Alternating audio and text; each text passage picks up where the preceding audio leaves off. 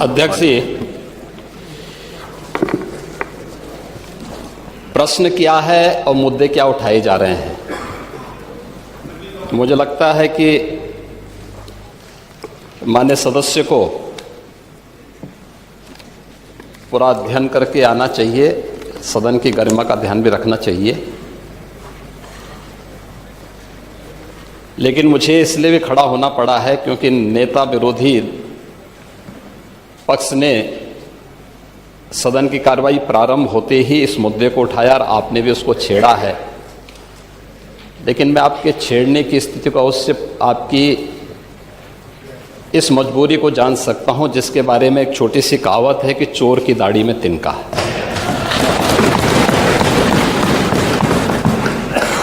प्रश्न है नकली दवाओं के सेवन से होने वाली मौतों के बारे में, जिसके बारे में उनको उत्तर दिया गया है कि इस प्रकार के कोई भी प्रकरण अभी तक उत्तर प्रदेश सरकार के संज्ञान में नहीं है। दूसरा, समय समय पर इस दिशा में खाद्य सुरक्षा और औषधि प्रशासन विभाग के द्वारा छापेमारी की कार्रवाई भी होती है। उत्तर प्रदेश के अंदर कोडिन कफ सिरप के मामले में, जिसको नेता विरोधी दल, मैं तो ये मानता था कि उम्र के चौथे पड़ाव पर व्यक्ति सच बोलने का आदी कम से कम इस उम्र में तो होगा ही, लेकिन इस उम्र में भी इस समाजवादी उनको झूठा बुलवा देते हैं। इस उम्र में तो कम से कम उसे झूठ मत बुलवाओ भाई, सच बोलने के उनको आदी होना चाहिए। और वो तो चेयर पे बैठ चुके हैं लंबे समय तक, स्पीकर के रूप में उन्होंने सदन को आगे बढ़ाया है। कोडिन कफ सिरप से उत्तर प्रदेश के अंदर कोई मौत नहीं हुई है। एक। दूसरा, इस मामले में एनडीपीएस के अंतर्गत कार्रवाई होगी। ये उत्तर प्रदेश सरकार इस मामले को कोर्ट में जीती है, उत्तर प्रदेश ने इस मामले को लड़ा है। तीसरा, उत्तर प्रदेश में इसका जो सबसे बड़ा होलसेलर, जो बड़े होलसेलर हैं, जिसको सबसे पहले एसटीएफ ने पकड़ा था 2016 में, उसको लाइसेंस समाजवादी पार्टी ने जारी किया था। जो फोटो रिलीज हो रही है, देश के अंदर दो नमूने हैं, एक दिल्ली में और एक लखनऊ में बैठते हैं। जब देश में कोई चर्चा होती है तो तुरंत वह देश छोड़ करके भाग जाते हैं। और मुझे लगता है कि यही आपके बबुआ के साथ भी हो रहा होगा। वह भी देश से फिर जाएंगे इंग्लैंड की सैर सपाटे में और आप लोग यहां चिल्लाते रहेंगे। महोदय, कोडिन कफ सिरप का मुद्दा जो इन्होंने उठाया है, मुद्दा था नकली दवाओं के सेवन के कारण होने वाली मौतों का। और उसके बारे में हमने पहले ही बताया है कि नकली दवा के कारण होने वाले मौत के प्रकरण की कोई भी बात अभी तक शासन के संज्ञान में नहीं आई है। और समय समय पर एफएसडीए विभाग इसको लेकर के छापेमारी करती है, कार्रवाई करती है। कंपनियों में भी इस प्रकार की कार्रवाई होती है। यूपी के अंदर कोडिन कफ सिरप, इसके केवल स्टॉकिस्ट हैं, होलसेलर हैं। इसका यहां पे प्रोडक्शन नहीं होता है।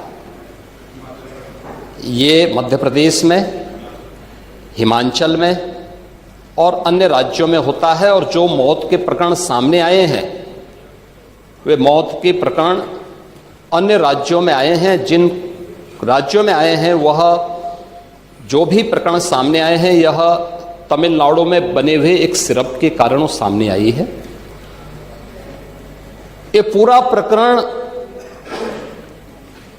इलीगल, यानी इसमें एडिटेशन का भी नहीं है, यह इलीगल डाइवर्जन का है। इस डाइवर्जन के माध्यम से इन होलसेलर ने, जिसमें सहारनपुर का भी है, गाजियाबाद का भी है, वाराणसी का भी है, लखनऊ का भी है और कानपुर का भी है, इन लोगों ने इसको उन देशों में पहुंचाया है, उन राज्यों में पहुंचाया है जहां मद्य निषेध है, लेकिन वहां पे नशे के आदी लोगों को इसको लेने की एक आदत सी है, तो वहां पर उसका दुरुपयोग किया गया है, जबकि बिना चिकित्सीय परामर्श के इसका सेवन नहीं हो सकता, खासतौर पर बच्चों के लिए। एडल्ट भी चिकित्सीय परामर्श से ही इसका सेवन करता है। कौन ऐसा व्यक्ति है जिसने कफ सिरप नहीं लिया? खांसी होती है, हर व्यक्ति लेता है, लेकिन चिकित्सीय परामर्श से उसमें लिखा जाता है। क्योंकि पढ़ाई लिखाई से आप लोगों का कोई वास्ता है नहीं, इसलिए आप लोग हमेशा इस प्रकार की बातें करते हैं। अब बात पहले अब सुन लीजिए ना, आपने पूरी बात बोली तो हम लोगों ने आपकी बात सुनी, आप लोग चिल्लाते रहे तब भी हम आपकी बात सुनते रहे। अब कम से कम हमारी बात तो सुन लें। ये कार्रवाई सरकार ने की है और सरकार ने इसके लिए 79 अभियोग अब तक दर्ज किए हैं। इसमें 225 अभियुक्तों को इसमें नामजद किया है। 78 अभियुक्त अब तक गिरफ्तार हुए हैं।